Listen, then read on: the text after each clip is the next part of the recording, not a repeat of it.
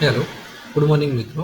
તો બજારમાં એક આઈપીઓ ચાલી રહ્યો છે, બજાજ હાઉસિંગ ફાઇનાન્સ લિમિટેડનો આઈપીઓ, જે બજાજ ફિન્સર્વ અને બજાજ ફાઇનાન્સની એક સબસિડી કંપની છે.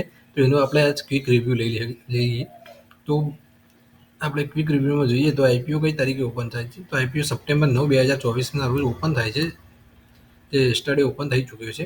સપ્ટેમ્બર 11, 2024ના રોજ થાય છે. એનું એલોટમેન્ટ સપ્ટેમ્બર 12, 2024ના રોજ છે.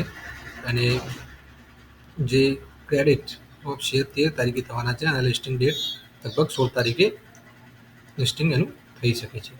તો આઈપીઓની ડેટ ખબર પડી ગઈ. તો ફેસ વેલ્યુ એની 10 રહેશે અને જે પ્રાઇસ બેન્ડ એ 66 થી 70 વચ્ચે પ્રાઇસ બેન્ડ રહેશે. તો આઈપીઓ પ્રાઇસ બેન્ડ સિલેક્ટ કરતી વખતે એક વસ્તુ યાદ રાખવી, મેક્સ જે 70ની કટ ઓફ પ્રાઇસ હોય તો 70ની કટ ઓફ પ્રાઇસ જ એપ્લાય કરવાનો. ઘણા લોકોની એપ્લિકેશન એ રીતે રિજેક્ટ થતી હોય છે કે 66 થી 70 વચ્ચે હોય છે. તો એને 67 યા 68 યા 69.5 એ રીતે કર્યું છે તો પણ તમારા આઈપીઓ લાગવાના ચાન્સ એકદમ ઘટી જશે.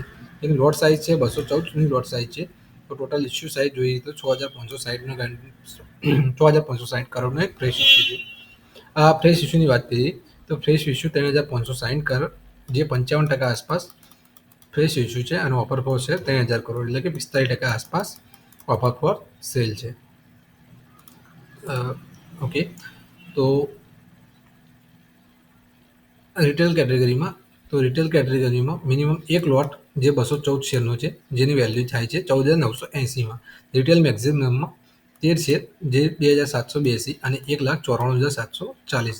હવે જો જેને આપણે છે ઓકે, તો બજાજ ફાઇનાન્સર અને બજાજ ફાઇનાન્સરનું શેર હોલ્ડર કોટામાં જેને એપ્લાય ના કરવાનું હોય તે મારા ખ્યાલથી રિટેલ મેક્સિમમમાં એપ્લિકેશન કરી શકે છે.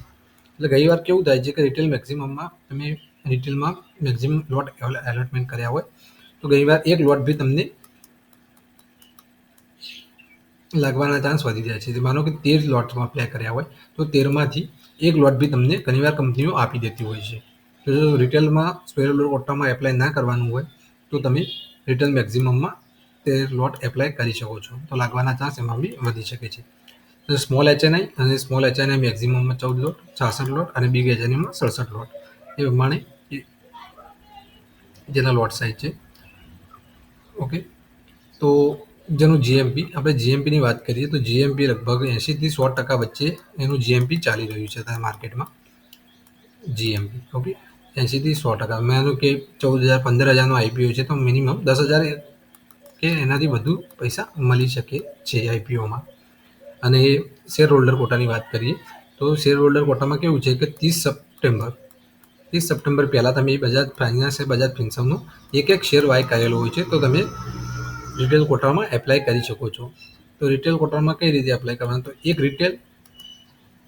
રિટેલમાં એપ્લાય કરી શકો છો, એક સ્મોલ એચએનઆઈમાં અને એક રિટેલ યા એક બિગ એચએનઆઈમાં તમે એપ્લાય કરી શકો છો. યા એ રીતે, એટલે કે શેર હોલ્ડર કોટામાં એક રિટેલમાં સ્મોલ એચએનઆઈ, એક શેર હોલ્ડર કોટામાં રિટેલમાં અને એક બિગ એચએનઆઈ, અને એ રીતે તમે એપ્લાય કરી શકો છો. ઓકે, તો આ એનું ક્વિક રિવ્યૂ હતું. તો ચેનલ સારી લાગી હોય તો સબસ્ક્રાઈબ કરવા વિનંતી. ઓકે, જય માતા.